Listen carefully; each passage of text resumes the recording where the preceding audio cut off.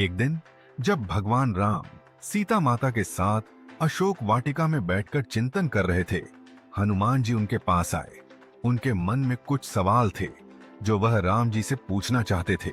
भगवान राम ने हनुमान को देखकर कहा, हनुमान, तुम हमेशा मेरे साथ रहते हो, लेकिन क्या तुम जानते हो कि तुम्हारे भीतर मेरे लिए कितनी गहरी भक्ति है? हनुमान जी ने विनम्रता से उत्तर दिया, प्रभु, मैं तो बस आपकी सेवा में संपूर्ण जीवन समर्पित करना चाहता हूँ। मैं आपके बिना कुछ नहीं हूँ। आपका नाम ही मेरे जीवन का उद्देश्य है।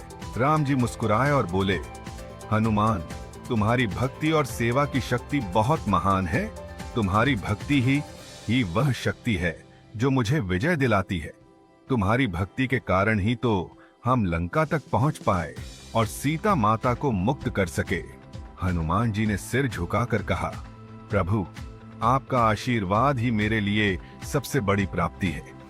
आप जैसा महान भगवान इस संसार में और कोई नहीं है।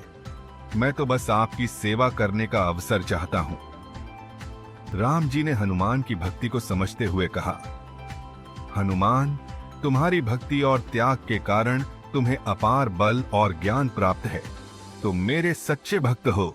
यह भक्ति ही तुम्हारी सबसे बड़ी शक्ति है और इसी से तुम अनंत शक्तियों को प्राप्त कर सकते हो। हनुमान जी ने अपने हृदय में भगवान राम की भक्ति को और गहरे से अनुभव किया और भगवान राम से एक वचन लिया, प्रभु, जब तक यह संसार रहेगा तब तक मैं आपके चरणों में अपनी भक्ति अर्पित करता रहूंगा। राम जी ने हनुमान को आशीर्वाद दिया और कहा, हनुमान, तुम सदा मेरी भक्ति में रहोगे और तुम्हारी भक्ति का प्रभाव पूरी सृष्टि पर पड़ेगा।